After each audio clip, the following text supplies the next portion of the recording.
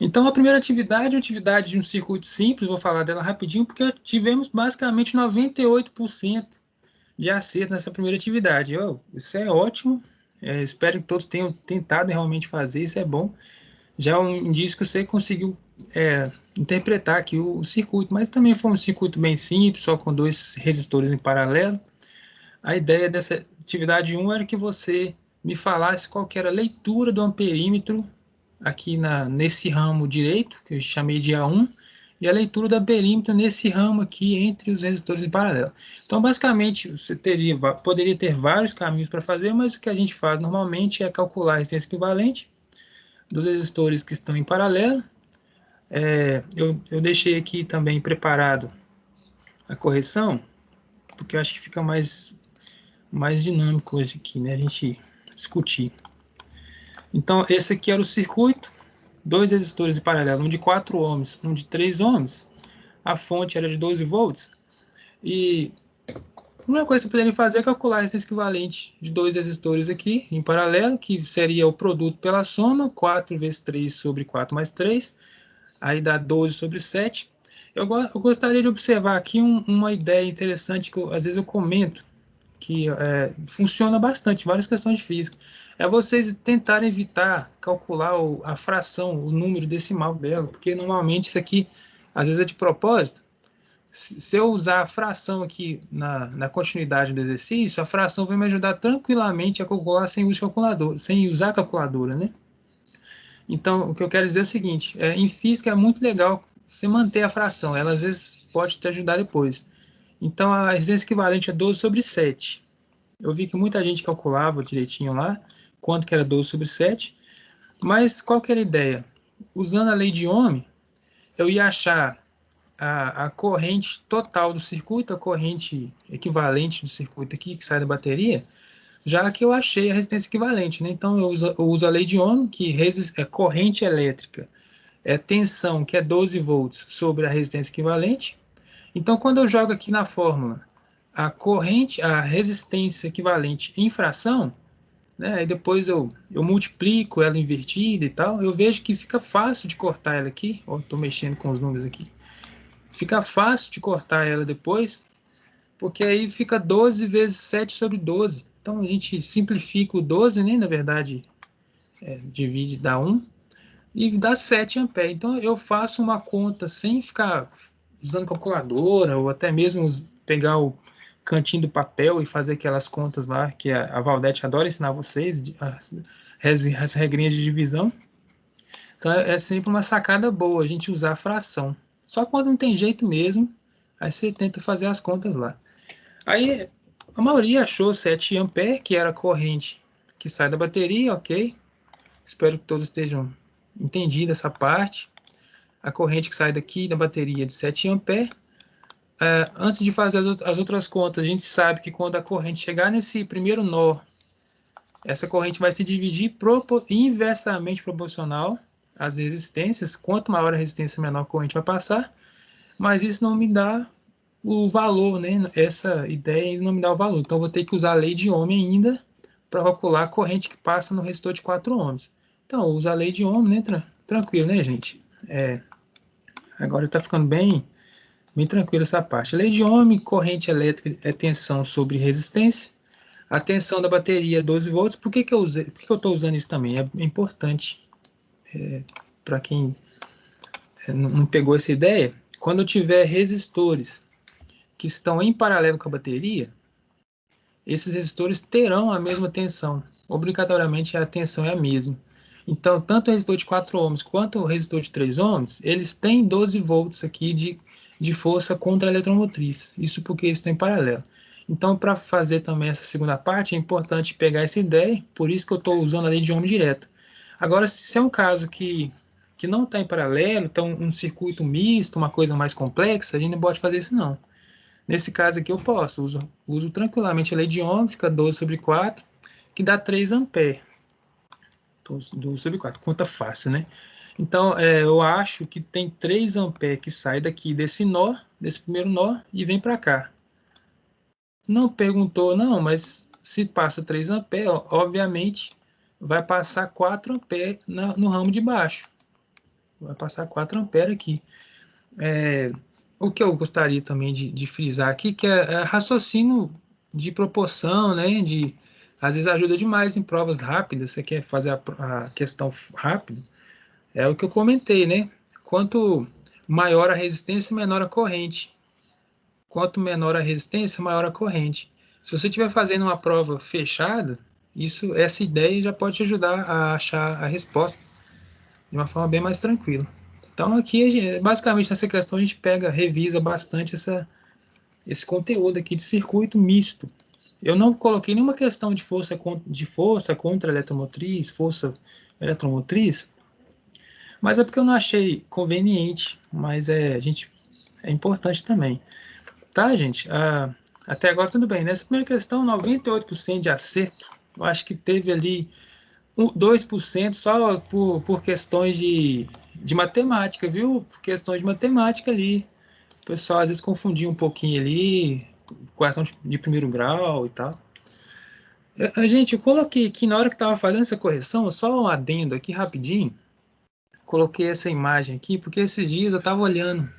Eu sigo um canal do YouTube, que é esse canal aqui, cadê o nome dele certinho? Mas assim, ICTP, é um grupo internacional que coloca palestras relacionadas à física em português e, e pensando naquela prática inovadora que vocês estavam fazendo, que era encontrar a física nas profissões.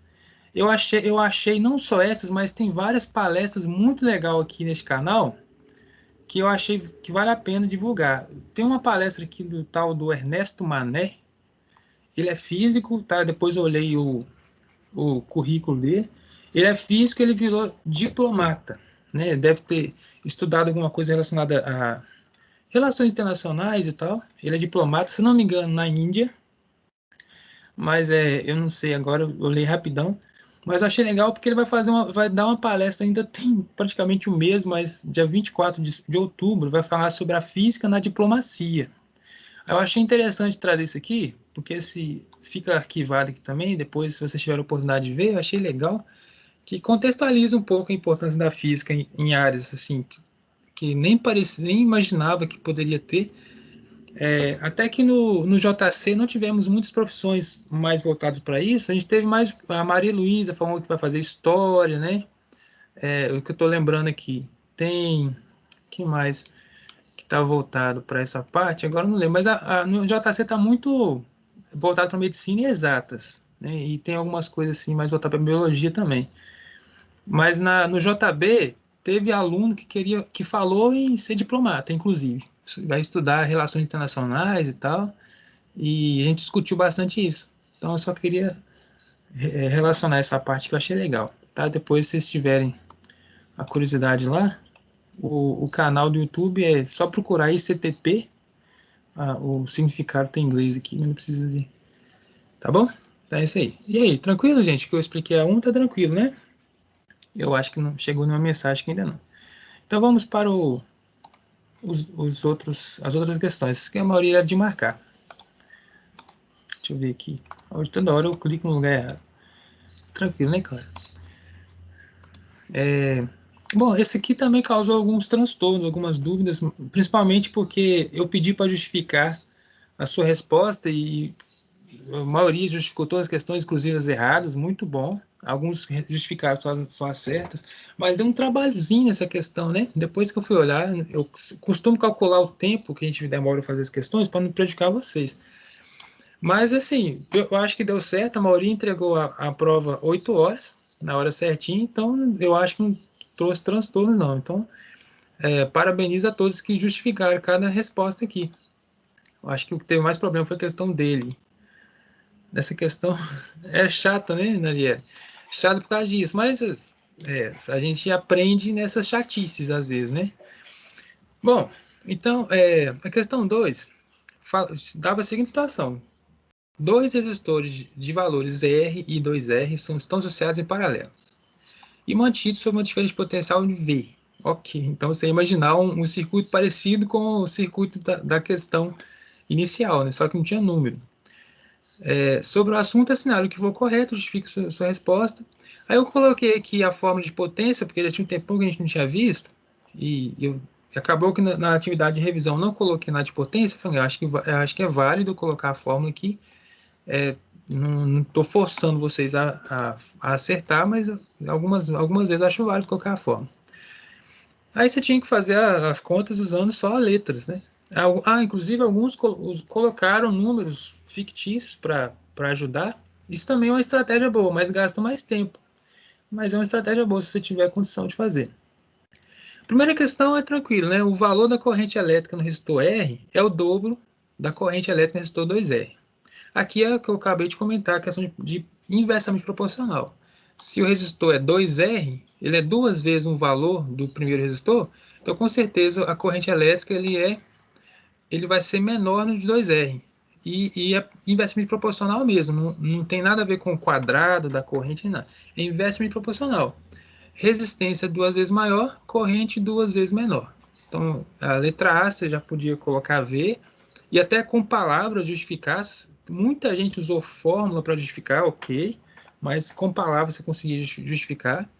Letra B, a potência elétrica dissipada no resistor 2R é metade da potência dissipada no resistor R. Então, essa letra B é difícil você usar assim, um raciocínio lógico para responder ela, mas como é uma questão do livro, eu acho que vocês não devem ter isso no livro de vocês, mas tem lá, eu peguei aqui a resposta está no livro. O livro também usa a fórmula para justificar. A questão 2 é correto, porque a potência dissipada pelos dois resistores é. Aí o que o livro sugere? Você vai lá e calcula as resistências, as potências nos dois casos, com as duas resistências diferentes. Você vai, depois iguala, você vai achar que a potência de 2R ela é a metade da potência de R. Depois que você faz esse algebrismo. A maioria conseguiu fazer isso aqui, inclusive. Achei muito legal, que vocês já estão no nível de usar isso aqui. Eu lembro que no segundo ano, quando vocês tinham essas missões de usar algebrismo com letra, isso aqui fazia o cabelo arrepiar, né? Mas eu vi que a maioria conseguiu fazer. Gente, gostaria de comentar aqui também que eu percebi muita questão igual, viu? Muita questão. A gente dá para ver que essa que tá igual, assim, do outro colega, mas a gente espera que foi coincidência. A Júlia falou assim que puxou sardinha pro meu lado. Ah, Júlia. Foi mesmo, Júlia. É, é igual eu comentei, né? Que uma galerona colocava números para ver se fazia sentido ou não. Outra coisa que eu falei aqui é o seguinte, igual comentei nas correções. Se vocês tivessem tempo e quisesse usar simulador de computador, aquelas simulações que eu sempre uso, ela ia ajudar demais também para você confirmar a sua resposta, tanto na 1 quanto na 2, né? Na 1 ia ser mais fácil, porque era só montar o circuito no simulador e você montava você montava esse circuito no simulador e colocava o amperímetro que tem lá disponível, não precisava nem fazer conta, né? Você não ia fazer conta, apesar que depois que você visse o resultado, é só justificar com raciocínio lógico que é aceitar. Mas se fosse fazer conta, pelo menos para ajudar a confirmar também ia ser bom. Então vamos para C, né?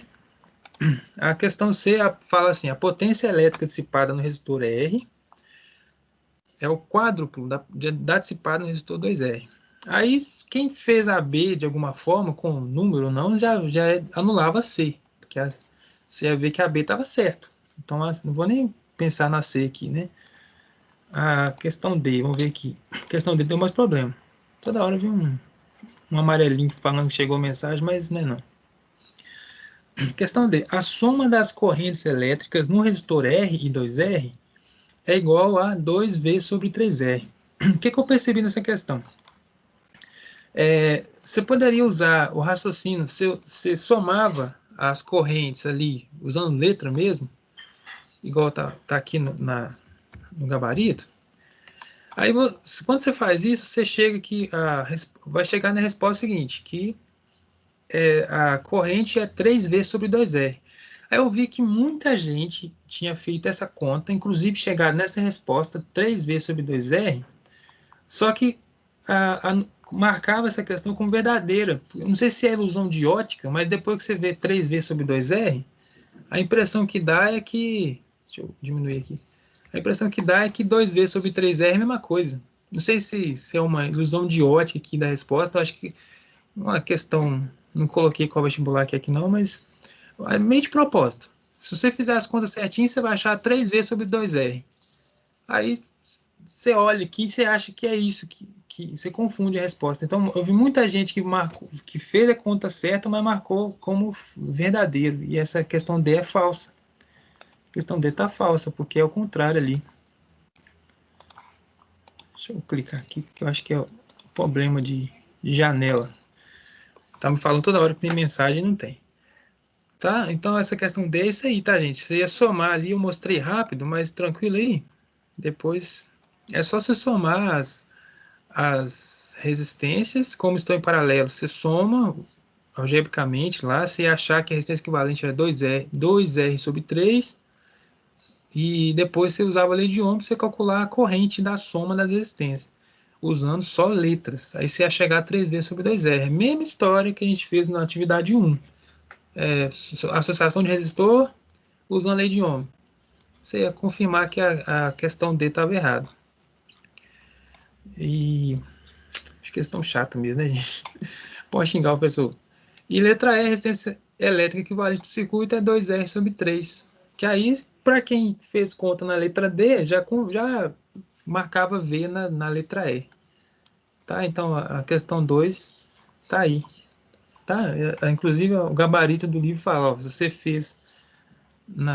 fez as contas na questão D, você ia marcar verdadeiro a questão E. Que você teve que calcular a resistência equivalente lá. Beleza? Tudo bem até aí? Aí nós temos aí a questão 3. Questão 3 que era para você achar aqui a velocidade da partícula usando os valores. Então, nesse caso aqui também eu vou ser bem rápido aqui. Ó, te dar uma situação. A gente tem... não, tivemos problema demais na questão 3. Né? Deixa eu voltar aqui. Problema de unidade aqui, né? Maldade que eu fiz, gente. Mas eu realmente peguei a questão original e coloquei na prova. Que a questão original tinha que o campo elétrico estava em milivolts por metro. Olha só que maldade, uma unidade com 2m minúsculos, mas que tem significados diferentes. Aí é chamar atenção mesmo para a concentração ali na leitura, que às vezes nem eu tenho, e também lembrar qual que é a forma de campo elétrico. Campo elétrico, a fórmula não, a unidade. A unidade de campo elétrico é volts por metro ou newton por coulomb. Então, se você vê no enunciado campo elétrico tal, e a unidade está meio estranha, você tem que perceber, peraí, tem um negócio estranho aqui, esse M aqui não é unidade, esse M aqui é prefixo. Esse mili significa 10 a menos 3. Aí eu vou para as porcentagens aqui que eu obtive mais ou menos aqui na cabeça de acertos e erros. Essa questão 3, nós tivemos aí mais ou menos 80% de erro. 80% de erro com relação a só essa parte do mili. Erro assim, né? Aí foi aquele esquema, né? Já que foi uma questão dissertativa, você não usou o mili, eu fui lá e tirei só alguns décimos só para te mostrar que você não usou o mili. Na verdade, 2 décimos na maioria que eu tirei.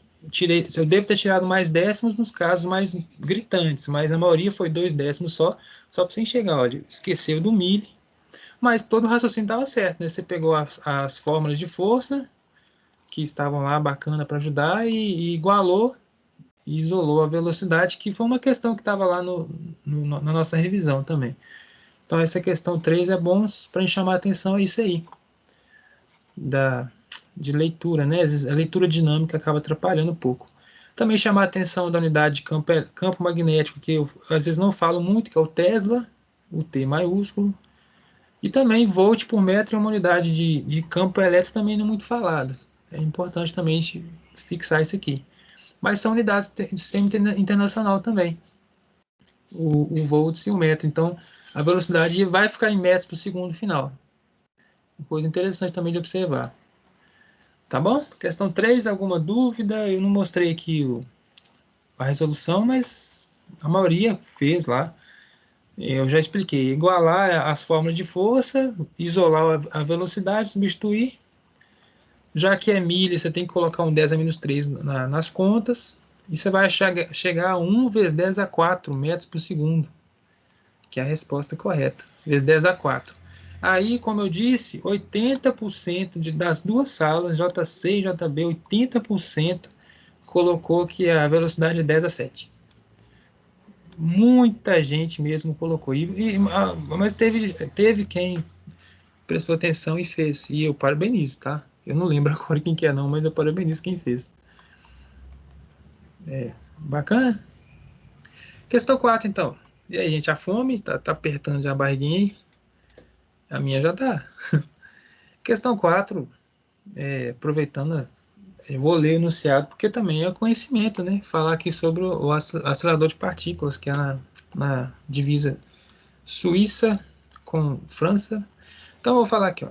O HC fica na periferia da cidade de Genebra, na Suíça, sendo formado por um enorme tubo circular com circunferência de 26,7 quilômetros e diâmetro de 7 metros.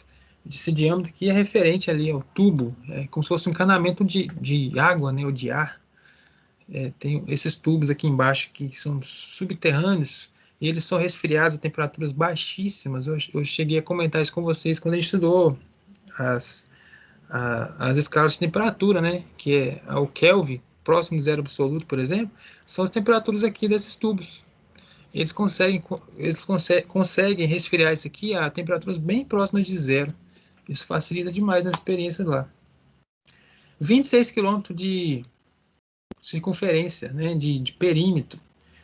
Pensa no que é 26 quilômetros. É mais ou menos a distância do centro de Betim aí, sei lá, para praça. Como é que chama aquela praça lá de Belo Horizonte? Mas é uma distância do centro de Betim para Belo Horizonte, é muitas regiões de Belo Horizonte. É muita coisa, muito grande mesmo. E ele fica 100 metros abaixo do solo. Eu estou tentando fazer umas referências para vocês entenderem a grandeza do negócio. 100 metros abaixo do solo é mais ou menos o tamanho de um quarteirão, de uma rua, de um quarteirão. É muita coisa abaixo do solo mesmo. E o pessoal que trabalha lá, eles descem e sobem o tempo todo, porque existem maquinário lá embaixo, que eles têm que mexer e tal. E tem as subestações que são na superfície também, né? São várias, inclusive. Inclusive, algumas são do lado da França, outras são do lado da Suíça, que também entra nessa parte que a gente estava comentando da física relacionada com relações internacionais. Tem muita história em cima disso aqui, muita história mesmo. Não é à toa que foi feito na divisa com a Suíça e a França. Tem muita coisa relacionada até com a Segunda Guerra Mundial, para tentar apaziguar ali. O CERN, a ideia do CERN foi na década de 50 que eles começaram a fabricar ele, a idealizar ele. Então, extremamente relacionado com a Segunda Guerra Mundial, e eles viram a importância de ter essa união das nações com relação ao estudo científico, porque eles viram que o país que tinha conhecimento científico ganhava na guerra tranquilamente. Então tem muito a ver com isso também. Muita história bacana. Deixa eu ver aqui, a Clara falou: Rubens, vou ter que sair. Tá bom, Clara. Sem problema. Então vamos aqui a continuar a leitura, né? Que eu tô falando. Eu me empolgo muito, gente, falar do CERN. Eu peguei essa questão um pouco por causa disso também, porque é muito legal, viu? Eu estudei muita coisa de lá. O diagrama acima mostra o tubo em forma de anel, onde um feixe de partículas elétricas, prótons e íons. Ele fala elétricas principalmente porque a maioria são ionizados, tá? Prótons sim, os elétrons, e íons que são às vezes radiação corpuscular, chamada de radiação corpuscular. Às vezes é uma radiação alfa, que são dois prótons, então depende da experiência. E a maioria são ionizados, são sem o elétron, sem o nêutron. Beleza. Aí é acelerado por um campo elétrico e passa a rodar por poderosos campos magnéticos. Então, gente, olha só, importante falar sobre isso aqui agora. A gente falou de campo elétrico e magnético várias vezes. Qual que era a função do campo magnético nesse tipo de experiência que a gente estudou, basicamente? A função do campo magnético é gerar a força centrípeta para que as partículas seguissem um movimento circular uniforme, né? movimento circular uniforme. Senão eu precisaria de um acelerador linear, que existe. Inclusive no Brasil tem alguns aceleradores lineares, que são tubos em linha reta. Mas nesse caso, como é um ciclo, eu preciso usar campo magnético para fazer as partículas terem força centrípeta. Só que se eu tiver só campo magnético, eu vou ter só um movimento circular uniforme, as partículas não vão acelerar. E a função do experimento é fazer com que elas acelerem e cheguem próximas à velocidade da luz. Então eles colocam lá bobinas que geram campo magnético e também colocam dispositivos que geram campo elétrico acelerando as partículas com auxílio da força elétrica. Então, essa força que é o tempo todo empregada na partícula, a gente pode usar até as leis de Newton para isso, já que está em movimento e o tempo todo tem uma força resultante, que seria a força elétrica, a partícula vai ter uma aceleração, porque força resultante é massa vezes aceleração. Se eu tenho força, eu tenho aceleração. Então, essas partículas chegam ao ponto de alcançar velocidades próximas à da luz. Há uns 3 anos atrás, mais ou menos, houve um boato que eles conseguiram fazer algumas partículas passarem a velocidade da luz, só que foi boatos mesmo.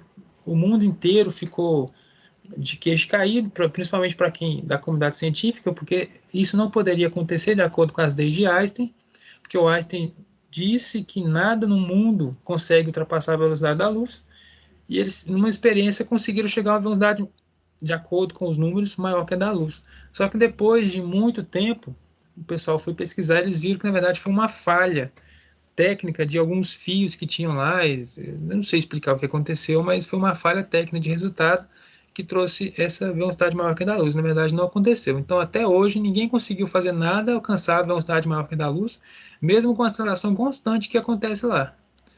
O que acontece, até adiantando, gente, nossas próximas matérias estão muito voltadas para campo magnético de indução e física moderna, então a gente já pode adiantar algumas coisas.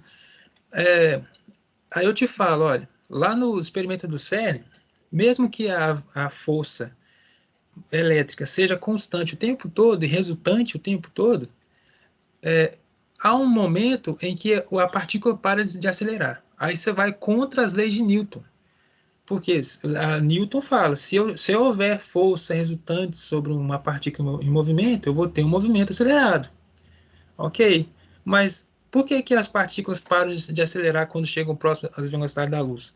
É porque entra um outro caso agora. Existe uma teoria de Einstein, a gente chama de física moderna, que fala que se as partículas chegarem a velocidades próximas à da luz, a sua massa inercial ela é alterada. Então, a massa da partícula inicial não, ela é alterada de uma forma exponencialmente gigantesca. Então, as partículas começam a ficar pesadas demais, entre aspas, de forma que elas param de acelerar. E quanto mais eu jogar essa força resultante, mais pesadas elas vão ficar, de forma que elas não vão chegar a passar a velocidade da luz. Então, esse é um dos princípios da física moderna, que foi basicamente começado aí os estudos das teorias de Einstein, que o pessoal não, que nós chamamos de teoria da relatividade, que é o que a gente vai estudar no final do ano, terceira série aí, né? Última etapa, hein, gente? Última etapa, a gente tem aí um programa apertadinho, bem enxugado, por causa da nossa situação, mas vai dar para a gente conseguir pegar tudo, se Deus quiser. E vai depender dessa avaliação diagnóstica também. Por isso que eu comentei lá no início da aula, para a gente ter uma seriedade nessas avaliações diagnósticas que vocês vão fazer, porque elas também vão trilhar um rumo para a gente, se a gente pode dar sequência a matérias com tranquilidade ou não, né? Bom, aí continuando aqui, que eu empolguei aqui, né, gente? Foi mal mesmo, mas eu empolguei aqui. Deixa eu ver aqui. Até que. Aí, a última frase aqui, o último parágrafo. Até que, no momento certo, eles entram em rota de colisão, onde as forças elétricas e nucleares serão tão intensas que partículas poderão ser criadas. Aí essas partículas elas são lançadas lá dentro, normalmente em sentidos contrários, e entram em colisão, como se fosse uma sinuca, né? E só que nesse caso, como as forças são tão intensas, as forças elétricas envolvidas, e também de momento, que é a mecânica da coisa, são forças que ultrapassam as forças nucleares, que vocês já viram bastante em química, de forma que você quebra essas partículas, não só em partículas elementares, prótons, mas também em partículas ainda mais elementares, que são aquelas que fazem os prótons, que alguns já devem ter ouvido falar, que são os quarks, os leptons. Quando você estuda física quântica, você vai ver um pouquinho sobre essas partículas elementares chamadas quarks e leptons, que são as partículas que compõem um próton. Essas partículas, elas não estão disponíveis de forma natural. Elas acontecem a partir de experiências como essas aqui. Aí, quando você gera essas partículas, normalmente você também gera as antipartículas, que a gente chama também de antimatéria, que também é outra polêmica que o pessoal fala bastante, que é isso, antimatéria. É como se fosse a alma da partícula, né? Assim que você consegue quebrar uma partícula que naturalmente não existe, parece que a alma dela fica para trás. E essa alma, digamos assim, a gente chama de antimatéria. A diferença dessa analogia que eu estou falando de alma é porque normalmente a alma é uma coisa imaterial, né? Só que a antipartícula, ela é material. Só que ela é tudo o oposto. Então, por mais que ela seja uma, entre aspas, uma alma da partícula natural, ela também interage. Outra observação, que é onde nós podemos encontrar essas partículas também, é na radiação cósmica, que é a radiação que vem do espaço. Mas não é à toa que a gente encontra essas partículas na radiação cósmica. É porque a radiação cósmica normalmente ela vem de explosões gigantescas de estrelas e tal, e aí você tem energia suficiente para fazer com que elas existam. Mas naturalmente no planeta Terra a gente não vai encontrar um lepton nem um quark andando pela rua, não. Isso aí naturalmente não existe. É só experiências mesmo, então em coisas mais astronômicas. Então, para finalizar aqui, né, com base no exposto, analise as afirmações a seguir, indicando V ou F. Então, primeiro aqui, olha. Letra A. A força magnética aplicada em cada próton não realiza trabalho. Essa questão está verdadeira, porque a gente comentou algum dia, não sei se ficou bem claro, mas a força magnética ela é o tempo todo perpendicular ao movimento da partícula, faz 90 graus, e de acordo com a teoria de trabalho, toda a força que faz 90 graus com o movimento não realiza trabalho. Então, nesse caso aqui, força centrípeta não realiza trabalho. Então, estava certo. Alternativa B. A função do campo magnético é apenas mudar a direção da velocidade do feixe de prótons. Aqui nós tivemos um problema que foi o que eu comentei lá no início, que depois me trouxe dúvidas. Né? A Júlia que me atentou a isso, porque quando você tem uma palavra na questão apenas, essa palavra ela acaba tirando. Tipo assim, eu sempre comento, tome cuidado com a palavra apenas, ou sempre, ou nunca. E quando ele fala que a função do campo magnético é apenas mudar a direção, tá, faz sentido, inclusive é verdadeiro, de acordo com o gabarito, fala que é verdadeira essa afirmação. Só que a Júlia comentou comigo na resposta dela, ela colocou falso, porque na verdade não muda só a direção, mas muda o sentido. Sim, faz sentido demais o que a Júlia falou, porque se a partícula tá vertical, por exemplo, para cima, a força magnética vai fazer a partícula mudar a direção, gerar um movimento circular uniforme, o sentido vai mudar também, vai deixar de ficar para cima, vai para a esquerda, vai para a direita. Então, me trouxe dúvidas essa afirmativa, e, e eu colocar falso na letra B, eu deveria também, se você pensar assim, de uma forma mais, igual a Júlia comentou na resposta dela, o falso também justifica. Então, essa foi a confusão que teve de algumas notas. Algumas notas estão com 0,5 para mais ou para menos, porque na verdade cada questão aqui vale 0,4, né? Cada uma alternativa, 0,4. Só que na hora de fazer a correção, aí se é redonda para cá, redonda para lá, acaba que dá uma diferença de 0,5. Então esse foi o probleminha que eu tive lá. Eu vou tentar fazer, vou olhar as provas de novo e ver todo mundo que marcou aqui. Eu não sei o que eu vou fazer para ficar mais fácil, né? A gente tá cheio de coisa para fazer, mas eu vou tentar arrumar isso aqui porque é bacana o que a Júlia comentou. Tá? Vocês entenderam a ideia, né, gente? Essa alternativa aqui, essa palavra apenas, ela matou a questão. Matou a questão mesmo. E depois as outras alternativas são falsas. Eu posso tentar ser um pouco mais rápido aqui, mas C. A força magnética aplicada em cada próton possui direção tangente. Não é tangente, é perpendicular. Letra D. A força magnética tem a mesma direção do campo magnético. Também não é verdade. Fizemos um exercício desse outro dia, naquelas folhas de PDF que eu mando para vocês, que a força magnética é diferente de campo. Geralmente eles não estão na mesma direção, são perpendiculares, inclusive, na maior parte dos casos, né? Embora. Não, são perpendiculares mesmo, usando a regra da mão direita. Estou confundindo aqui com outra coisa, com a velocidade. A velocidade e a força pode não ser perpendicular, mas a força e o campo são sempre perpendiculares, porque a regra da mão direita nos diz isso. E letra E, a função do campo magnético é aumentar a energia cinética dos prótons. Então, não. Se você aumenta a energia cinética, você faz com que haja aceleração. A função do campo magnético, na verdade, é só fazer os prótons andarem em círculos, movimento circular. Então, tá falso aqui, beleza? Tangente perpendicular é a mesma coisa, diz a Júlia. Tá bom, sei. Mas faz parte, Júlia. A gente confunde às vezes também. Esse negócio esse mesmo, é muita informação na cabeça de vocês, né? Mas tá indo bem, eu acredito que vocês estão indo bem. Tá indo. A gente tá tentando fazer da melhor forma possível, tá, gente? Esse ensino remoto nosso aí.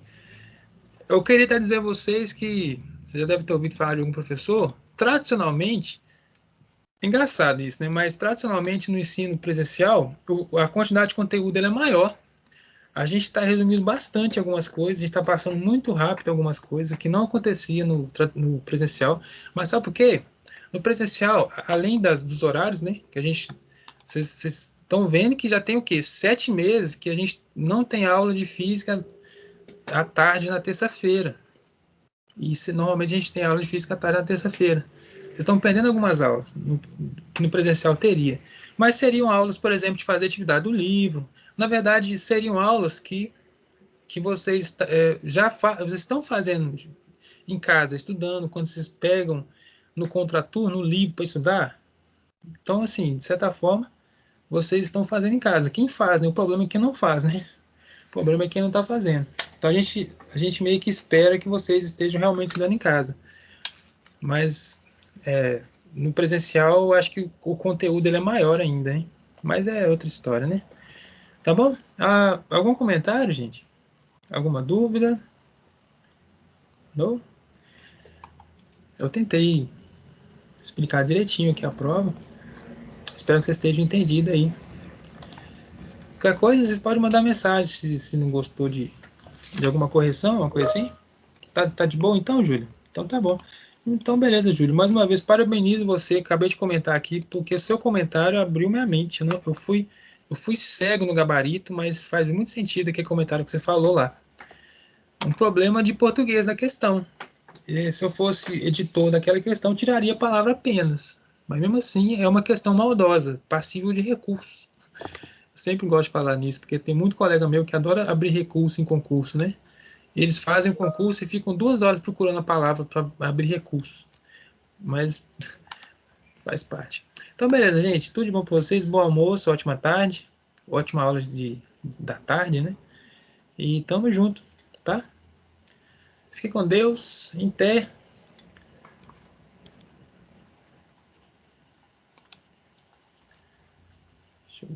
Meu Deus. Eu esqueci de comentar. O pessoal tá saindo aí. Tá. Gente, para quem tá aqui ainda, que nós vamos ter um monte de aula assíncrona nessa semana. Vocês viram, né? Tchauzinho, Thaís. Tchauzinho, Marcela. Tchau, Júlia. Nós vamos ter um monte de aula assíncrona nessa semana, mas tá bom. Vai dar certo.